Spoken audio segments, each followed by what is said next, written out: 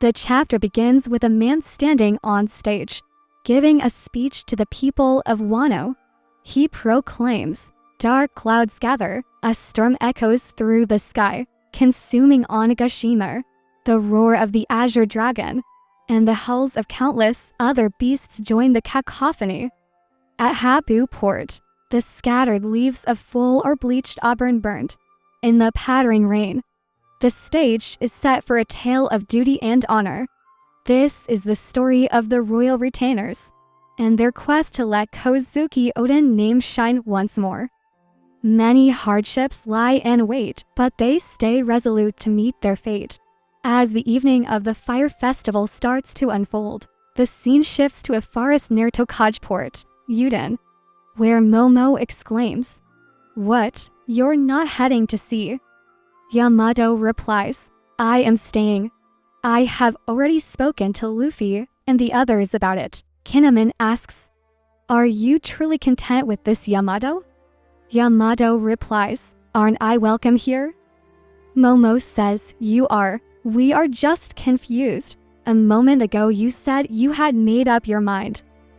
Yamato replies, "Oh that, well, Oden started his journey with a tour of Wano. Right, I realize there's so much out there that I don't understand. But I am sure that I will find my way if I follow in his footsteps. I am bound to make it out to sea sooner or later." Momo exclaims, "Unbelievable. You were able to tell them about all this." Momo becomes furious and says, "That does it. They must have intentionally snubbed me. Why bid farewell to everyone but us?" Then Momo remembers the words of Kaido, "Your name, your father was a foal of a lord." He also recalls the Luffy words, "Identify yourself, I am Luffy." As he sees Luffy, he bites him on the head and Luffy retorts, "So what if you are a warrior? I am gonna be the king of pirates one day, so there." Momo replies, "Oh yeah, well, one day I will be anointed shogun of Wano, so take that. You half-wit." Luffy responds, "Big talk for an eel." Momo fires back, "You are nothing but an ignorant ape." Another scene shows Momo crying, and Luffy angrily says, "What are you, Momo? Just some figurehead. Are you just gonna stand there and cry?" Momo replies with pride, "I wanna beat Kaido." Luffy smiles and says, "All right, then let's team up. It's an alliance." He then remembers another scene where he was captured, and Luffy said to him, "That's the spirit, Momo. You may be a cowardly, jumped up top-knotted brat, but you are right. Find a way to survive.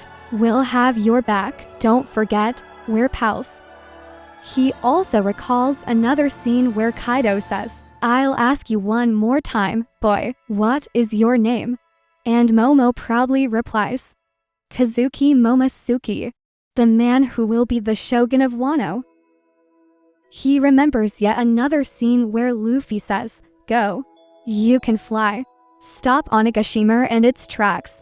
And Luffy declares, "I will definitely beat Kaido." The scene shifts back to the present and Momo says, "We may not have always gotten along, but we went through a lot together. Is he really that heartless? I was wrong about you, Luffy. You're my friend. Is he mistaking being free with free to be rude? Am I wrong, Kinemon?" Kinemon replies, "Not at all, by the way. Momo-sama, is there a reason we aren't flying?" Momo says, "Quiet." Kinemon then says, "Momosuke-sama, you are the undisputed shogun of Wano now. Depending on Luffy word, I may have no choice but to cleave him apart for this slight." Momo replies, "Exactly. That is the way of the samurai. I thought we were friends, Luffy." Yamato says, "I think you are blowing this out of proportion."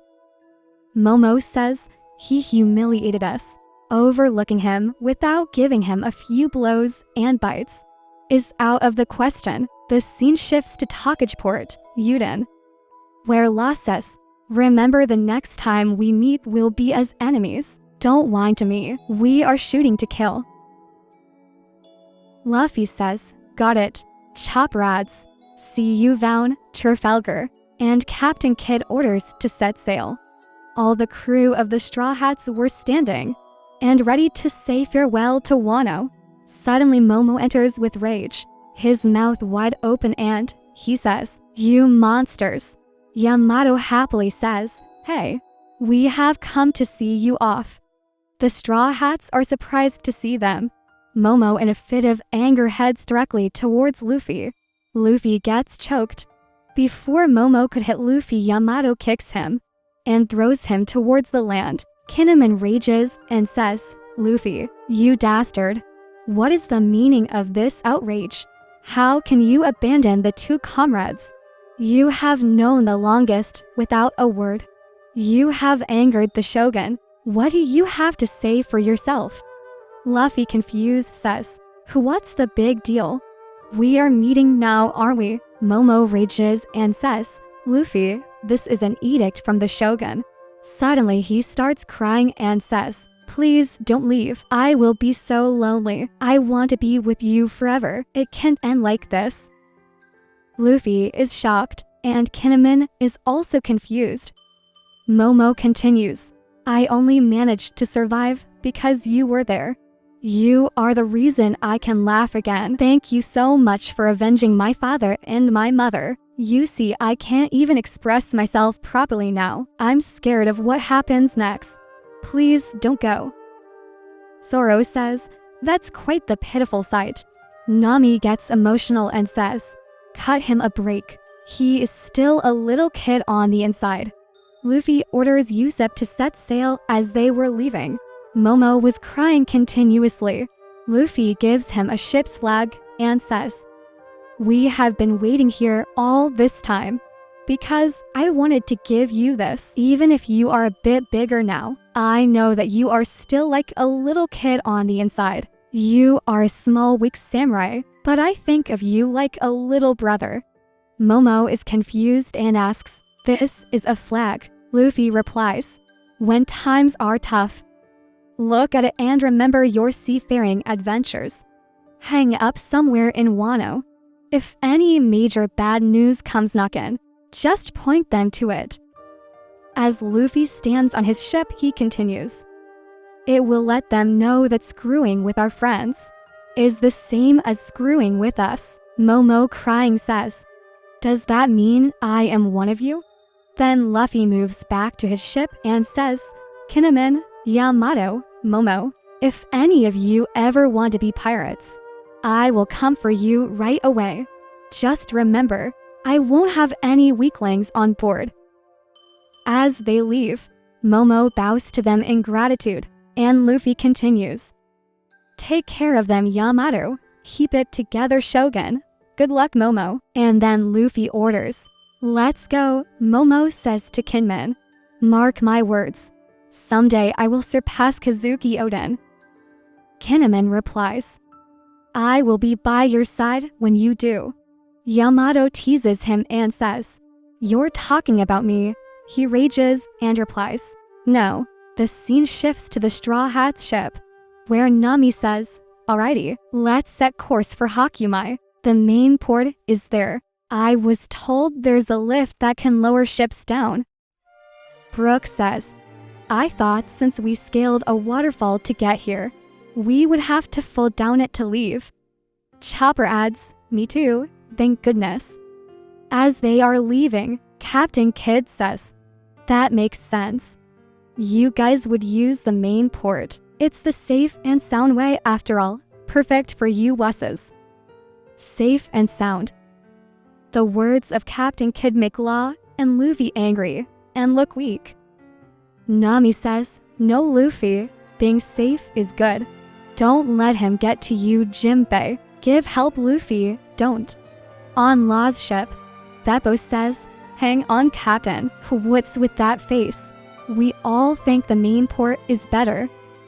But the three captains make their decision and use the dangerous way to get down as usual. The person giving the speech continues, "The might of the outlaws recruited by Lord Momo and Kinemon made them real-life wisdom kings. Their power descended like a wrathful tsunami. obliterating all in its path. Even Kaido, the Dragon King, and the yokai-possessed giant Orin failed to withstand their assault. The heavens themselves were torn, and passionate shrieks reverberated through the air. During that chaos, Princess Hiyori was accosted by Orochi, the snake that seemingly perished in the flames, in a desperate last-ditch attempt for his spiteful vengeance. His gambit was thwarted by a single slash, and who owns the blade that severed Orochi from his final cursed head? Why none other than Kozuki Oden's second disciple Denjiro, with his last breath detached and burning. The twisted Kurozumi was at long last brought to his knees. And then a flash of lightning marked the fall of Onigashima. And with it, the fall of the Dragon King, Kaido. The sun had finally pierced the dark clouds that were suffocating Wano for 20 long years. The skies were cleared.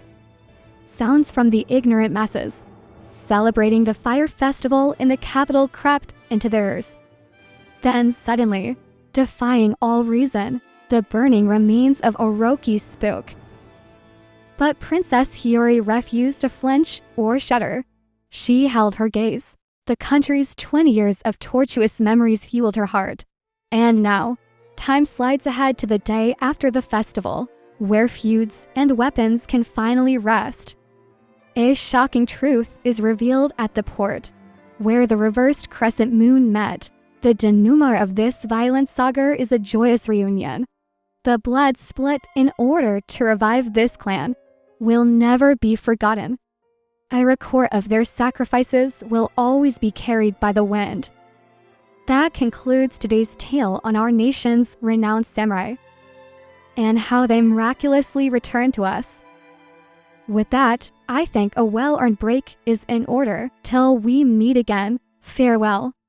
And then the curtain of Wano is closed, and finally, the Wano arc ends. And the chapter ends.